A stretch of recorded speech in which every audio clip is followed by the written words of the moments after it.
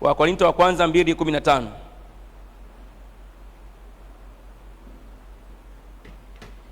Wakorintho wa kwanza 2:15.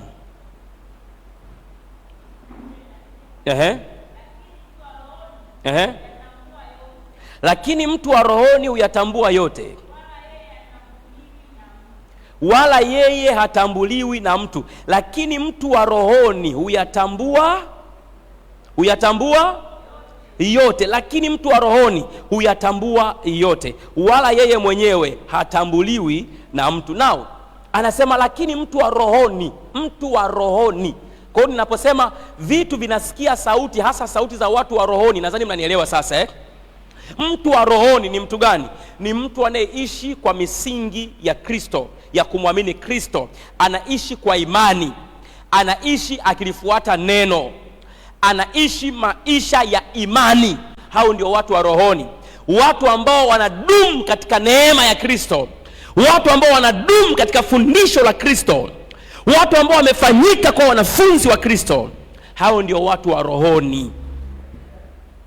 Mtu wa rohoni ni mtu yoyote ambaye anaamini hata visivyo kuwapo. Huyo ndio mtu wa rohoni. Hebu sema mtu wa rohoni. Sema tena mtu wa rohoni. Rudisha ile andiko, anasemaje? Anasema lakini mtu wa rohoni huyatambua yote, wala yeye hatambuliwi na mtu. Mwanangu, ukitaka watu wasikujue wewe ni nani, usieleweke, kuwa mtu wa rohoni. Mtu wa rohoni haelewekaji. Unaeleweka sana kwa sababu wewe ni mtu wa mwilini, ndio maana wanakuelewa. Wanajua kabisa una kiburi, wanajua kabisa unajiona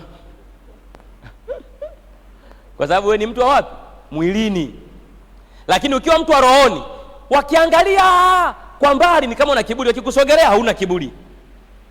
Wakikuangalia kwa mbali ni kama unajiona, wakikusogelea unashangaa, unawaheshimu na kuwapenda.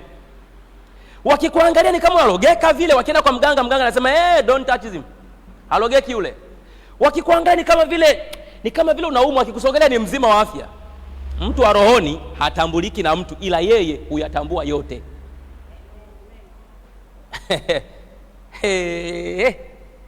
Kuwa mtu wa rohoni mwanangu, yaani utatikisa. Kuwa mtu wa rohoni. Kazini pale ukiwa mtu wa rohoni hawakuelewi. Kuna watu wataanza kukuogopa. Utashangaa kila wakikuona wanakuogopa. Asante, tuondolee andiko. Kila wakikuona wanaogopa. Kwa sababu wewe ni mtu wa wapi? Mtu wa rohoni. Hebu sema mimi ni mtu wa rohoni. Sema tena mimi ni mtu wa rohoni. Sasa tuone mtu wa rohoni, je, ana uwezo wa kutamka neno na likawa? Kitabu cha Marko 11 kuanzia 12.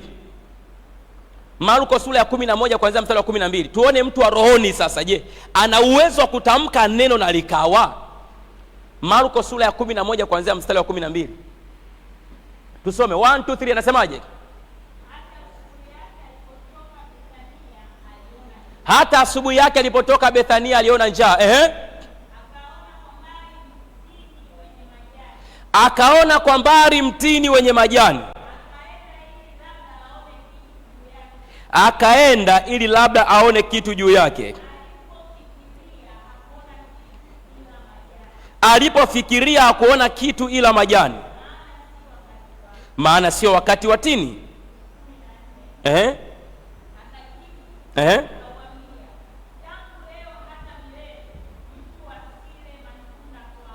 Akajibu akauambia mti. Angalia, yani kuna conversation kati ya Mungu, kati ya Yesu na mti. Yani wanaongea eti Yesu na mti, jamani. Is it come? Yesu na mti wanaongea. Akajibu akauambia, yani anaujibu mti. Akajibu akauambia, tangu leo mtu asile tunda kwako.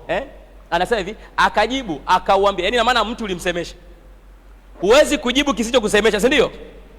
Akajibu akauambia, tangu leo hata milele mtu asile matunda kwako. Wanafunzi wake wakayasikia. Napenda sana hii statement, wanafunzi wake wakasikia. Yani wewe kama ni mwanafunzi wa Yesu, jitahidi uwe msikivu. Wewe sikiaga tu. Sawa sawa? Usijifanye mjuaji, sikia. Wanafunzi wake wakasikia. Sio kwamba hapo ameendea kwa kifupi kwamba wakasikia, lakini walikuwa na maswali kichwani. Anajibu mti, anaongea na mti. Kwa mara ya kwanza kumuona kiongozi wako wa kiroho amedata, si ndio hapo? Anaongea na mwembe, mpapai, mchungwa, anaongea nao. Baba kadata, baba kachizika, sio bule. Baba anaongea na mpapai. Jamani, unampigia simu shoga yako, rafiki yangu, tumuombe sana baba, sasa hivi naona kidogo afya ya akili. Yesu anaujibu mti anaujibu mti, anamwambia, akawambia, kuanzia leo na hata milele mtu asile tunda kwako. Anajibishana na mti. Mtu wa rohoni ana uwezo wa kuzungumza na chochote kilicho mbele yake. Ndio maana wakati Yesu wanampigia kelele, kuna maiki hapo iko juu, I don't know ni kitu gani kiko juu kinasababisha mvumo. Biblia inasema Yesu alipokuwa anamshangilia, wanampigia kelele, wanamshangilia. Walipokuwa wanamshangilia, kuna wale Mafarisayo wakaja kumwambia hivi, Bwana, wanyamazishe, wanatupigia kelele, wanyamazishe. Yesu akasema, nyinyi hamjui watu wa rohoni. Mkiwanyamazisha hawa, Mungu anaweza kuyainua haya mawe yakanipazia. Manake mtu wa rohoni anaweza kusemesha chochote na kikasikia na kikajibu. Kwa kama mkiwanyamazisha hao wenye vinywa mkadhani ya kwamba mmeshinda, Jehova anaweza kuyainua haya mawe ambayo nyinyi mnayajengea yakanipazia sauti, yakanishangilia, yakanitukuza. Sema nielewe ninachokiongea? Mnanielewa? Mnanielewa? Kwa hiyo mtu wa rohoni ana uwezo wa kuzungumza na chochote na kikasikia na kikafanya kama anavyotaka yeye. Kama wewe ni mtu wa rohoni,